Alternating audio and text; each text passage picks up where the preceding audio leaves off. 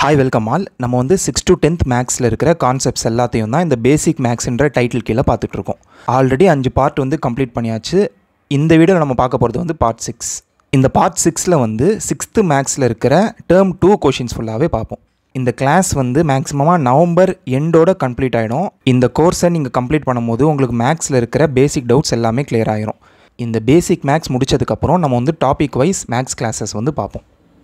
Already 41 questions வந்து complete பண்ணிட்டோம். இன்றைக்கி வந்து 42லேருந்து கண்டினியூ பண்ணலாம்.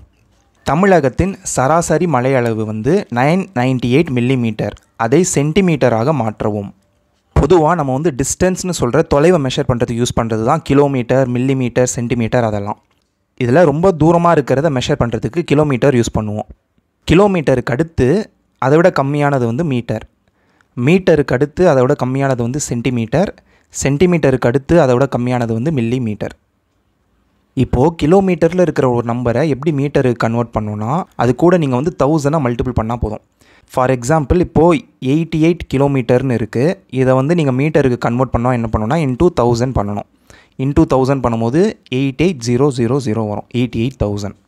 இப்போது மீட்டரில் இருக்கிற ஒரு நம்பரை வந்து சென்டிமீட்டருக்கு கன்வெர்ட் பண்ண என்ன பண்ணணும்னா இன்டூ 100 பண்ணணும். அதாவது 7 மீட்டர் இருக்குன்னா அதை நீங்கள் கன்வெர்ட் பண்ணும்போது 700 சென்டிமீட்டராக வந்துடும். இன்டூ 100 பண்ணுவீங்க. நெக்ஸ்ட்டு சென்டிமீட்டரில் இருக்கிற ஒரு நம்பரை வந்து மில்லிமீட்டர் கன்வெர்ட் பண்ணுறதுக்கு என்ன பண்ணணும்னா இன்டூ 10 பண்ணணும். அதாவது இப்போது 99 சென்டிமீட்டர்னு இருக்கும் போது இதை மில்லிமீட்டர் கன்வெர்ட் பண்ணிங்கன்னா இன்டூ 10 பண்ணும்போது 990 மில்லிமீட்டருன்னு கன்வெர்ட் ஆகிடும். இப்போ இதே கொஷினை இப்போ மாற்றி கேட்டாங்கன்னா, அதாவது ஒரு நம்பரை வந்து மீட்டரில் கொடுத்துட்டு கிலோமீட்டரில் கன்வெர்ட் பண்ண சொன்னாங்கன்னா என்ன பண்ணோன்னா இதை வந்து கிலோமீட்டர் டு மீட்டர் வந்து இன்டூ 1000 பண்ணணுமா. ஸோ மீட்டர் டு கிலோமீட்டர் வந்து டிவைடட் பை 1000 பண்ணணும். ஃபார் எக்ஸாம்பிள் இப்போது 998 மீட்டர்னு இருக்குது. இதை வந்து கிலோமீட்டருக்கு கன்வெர்ட் பண்ண சொல்கிறாங்கன்னா நீங்கள் என்ன பண்ணணுன்னா டிவைடட் பை 1000 பண்ணணுமா. அப்போது 998 டிவைடட் பை 1000.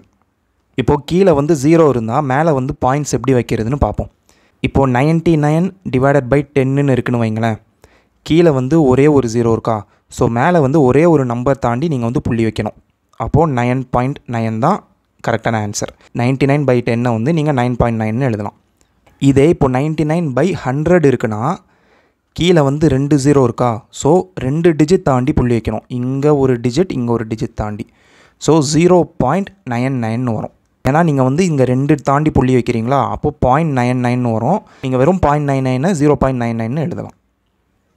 இந்த டிஜிட் புள்ளி வைக்கிறத வச்சே ஒரு லெசன் தனியாகவே இருக்குது. அது பார்க்கும்போது இன்னும் நம்ம டெப்த்தாக பார்ப்போம். இப்போது சப்போஸ் 99 பை 1000 இருக்குன்னா 3 டிஜிட் தாண்டி புள்ளி வைக்கணுமா. நமக்கு வந்து ஆனால் இங்கே 2 டிஜிட் தான் இருக்குது.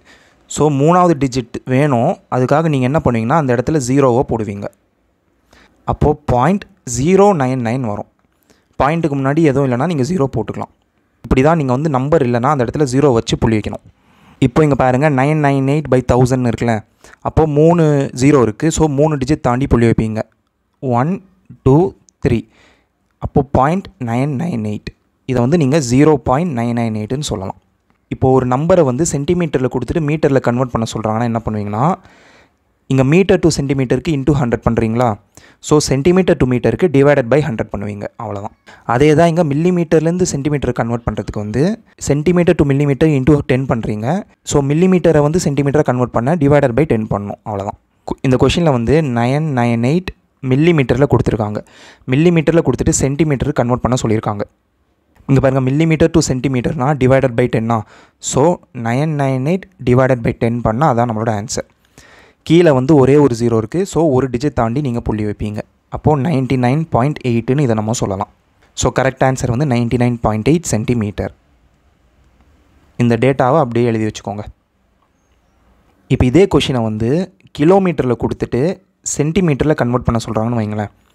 நமக்கு வந்து இப்போ கிலோமீட்டர்லேருந்து மீட்டர் கன்வெர்ட் பண்ண இன்டூ 1000 பண்ணணும். அது தெரியும். அதே மாதிரி மீட்டர்லேருந்து சென்டிமீட்டர் பண்ண இன்டூ 100 பண்ணணும்.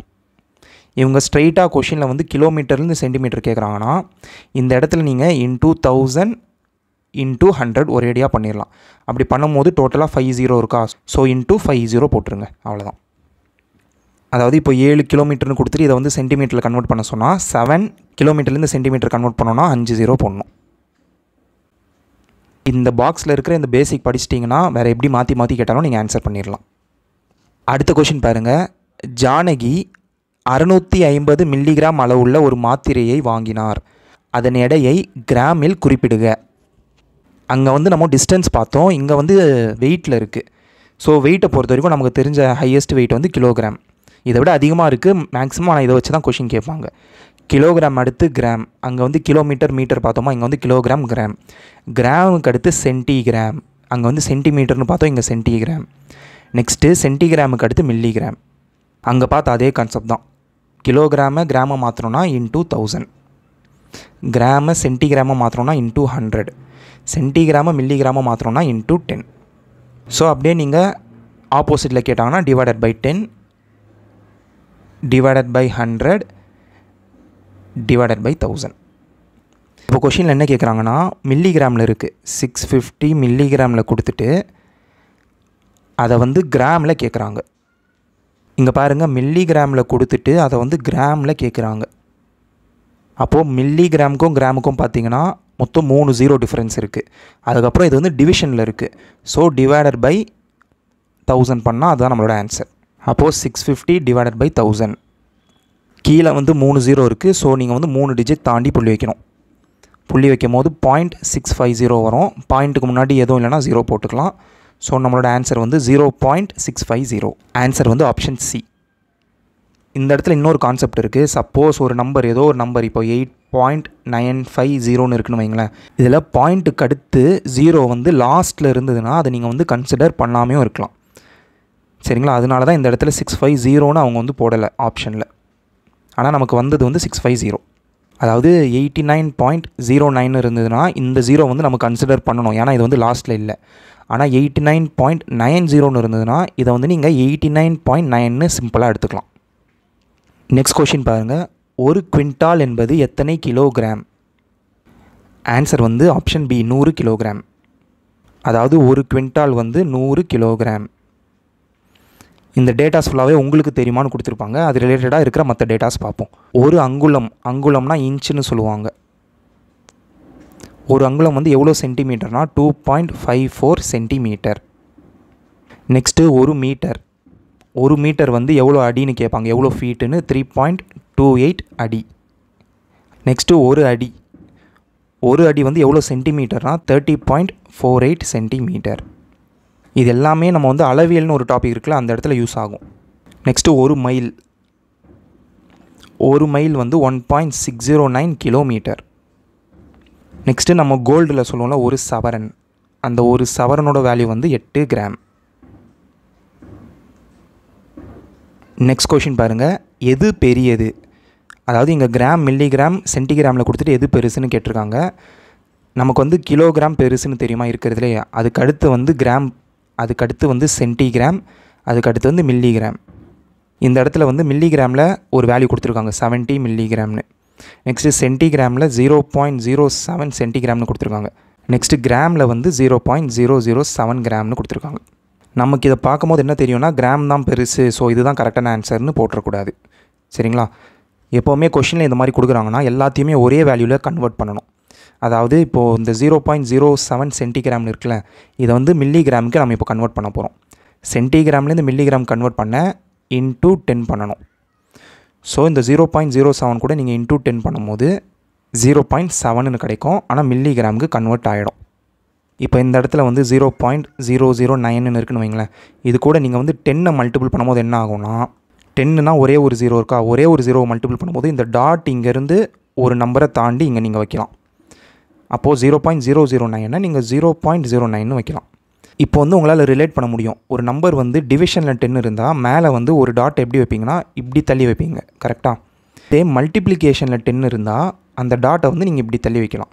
100 இருந்தால் 2 டிஜிட் தள்ளி வைக்கலாம், 1000 இருந்தால் 3 டிஜிட் தள்ளி வைக்கலாம். அதெல்லாம் நம்ம இங்கே பண்ணியிருக்கோம். 0.07 இருக்குது, இன்டூ 10 பண்ணும்போது 0.7, அவ்வளோதான். நெக்ஸ்ட்டு இந்த கிராமையும் மில்லிகிராமுக்கு கன்வெர்ட் பண்ணுறோம். கிராம்லேருந்து சென்டிகிராமாக மாறுறதுக்கு 100 மல்டிபிள் பண்ணுவோம். சென்டிகிராம்லேருந்து மில்லிகிராமாக மாறுறதுக்கு 10 மல்டிபிள் பண்ணுவோம். ஸோ டோட்டலாக இன்டூ 1000 பண்ணிப்போம். அப்போது 0.007 கூட இன்டூ 1000 பண்ணும்போது நமக்கு வந்து மில்லிகிராமுக்கு கன்வெர்ட் ஆகிடும். நமக்கு 0.007 இன்டூ 1000 பண்ண போகிறோம். இங்கே 1000ல் 3 0 இருக்கா, அப்போ இந்த பாயிண்ட்டை வந்து 3 டிஜிட் நீங்கள் தள்ளி வைக்கலாம். 1 2 3 தள்ளி வைக்கும் போது 7 வந்துடும். ஸோ இது வந்து 7 மில்லிகிராமுக்கு கன்வெர்ட் ஆயிடுச்சு. இப்போது நம்மக்கிட்ட 3 வேல்யூ இருக்குது. ஒன்று வந்து 7 மில்லிகிராம், இன்னொன்று வந்து 0.7 மில்லிகிராம், இன்னொன்று வந்து 70 மில்லிகிராம். இதில் எது பெருசுன்னு உங்களுக்கு பார்த்தாலே தெரியும், 70 மில்லிகிராம் தான் பெருசு. ஸோ நம்மளோட ஆன்சர் வந்து 70 மில்லிகிராம், ஆப்ஷன் பி. அடுத்த கொஷின் வந்து ஒரு நாளிகை ஈக்குவல் டு எத்தனை நிமிடங்கள்? ஆன்சர் ஆப்ஷன் பி, 12 நிமிடங்கள். இது ரிலேட்டடாக வேறு என்ன கேட்பாங்கன்னா, ஒரு மணி நேரத்தில் எவ்வளோ நாளிகை இருக்குதுன்னு கேட்பாங்க. 2.5 நாளிகை இருக்குது. நெக்ஸ்ட்டு ஒரு நாளில், ஒன் டேயில் வந்து எவ்வளோ நாளிகை இருக்குதுன்னு கேட்டால் 60 நாளிகை. அடுத்த கொஷின், பிளாட்டினம் விழா பொதுவாக எத்தனை ஆண்டு நிறைவை குறிக்கிறது? ஆன்சர் வந்து ஆப்ஷன் டி, 70. அதாவது 25 வருஷம் வந்து வெள்ளி விழான்னு சொல்லுவோம், சில்வர் ஜூப்ளி, இது நமக்கு தெரியும். நெக்ஸ்ட்டு 40 வருஷம் வந்து மாணிக்க விழான்னு சொல்லுவாங்க, அதாவது ரூபி ஜூப்ளி. நெக்ஸ்ட்டு 50 இயர்ஸை வந்து கோல்டன் ஜூப்ளின்னு சொல்லுவாங்க, இதுவும் நமக்கு தெரியும். நெக்ஸ்ட்டு 60 இயர்ஸை வந்து வைர விழான்னு சொல்லுவாங்க, டைமண்ட் ஜூப்ளி. நெக்ஸ்ட்டு மணி விழா வந்து 65 இயர்ஸ், மணி விழானா சஃபயர், இங்கிலீஷில் வந்து சஃபயர் ஜூப்ளி. லாஸ்ட்டாக பிளாட்டினம் ஜூப்ளி வந்து 70 இயர்ஸ். இதை தான் நம்ம கொஷினில் பார்த்தோம். நெக்ஸ்ட் கொஷின், பின்வருவனவற்றில் லீப் ஆண்டு எது? ஃபஸ்ட்டு லீப் ஆண்டுனா என்னன்னு பார்ப்போம். பொதுவாக நம்மக்கிட்ட ஒரு வருஷத்தில் எவ்வளோ நாள் இருக்குதுன்னு கேட்டால் 365 டேஸ் சொல்லுவோமா. அந்த 365 டேஸ் எப்படி சொல்கிறோன்னா, பூமி வந்து சூரியனை சுற்றி வர டோட்டலாக 365 டேஸ் ஆகும், அதை வச்சு 365ன்னு சொல்கிறோம். ஆனால் உண்மையாக பூமி சூரியனை சுற்றி வர எவ்வளோ நாள் ஆகும்னா 365 டேஸ் ப்ளஸ் 6 ஹவர்ஸ், அதாவது 365 நாள் ஆகும், ப்ளஸ் ஒரு 6 மணி நேரம் ஆகும். ஆனால் நமக்கு என்ன தெரியும்னா 24 மணி நேரம் வந்ததுன்னா அதை வந்து ஒரு நாளில் கணக்கெடுத்துடலாம். இங்கே வந்து 6 மணி நேரம் தான் வருது ஒரு வருஷத்துக்கு. ஸோ அந்த 6 மணி நேரத்தை கன்சிடர் பண்ணாமல் வச்சுருக்காங்க ஃபஸ்ட்டு வருஷத்தில். திரும்ப 2வது வருஷம் என்ன ஆகுதுன்னா 365 டேஸ் ப்ளஸ் 6 ஹவர் வருதா.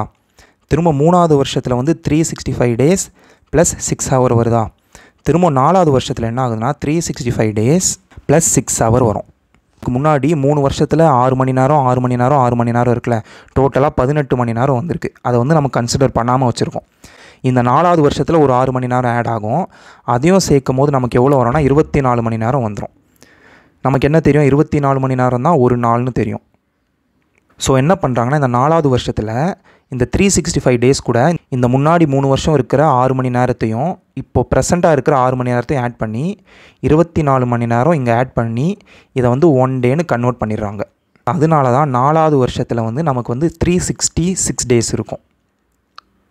360 டேஸ் இருக்கிறத மார்க் பண்ணதான் என்ன பண்ணுறாங்கன்னா, பிப்ரவரி மாதத்தில் வந்து 28க்கு பதிலாக 29 ஒரு நம்பரை வந்து ஆட் பண்ணுறாங்க.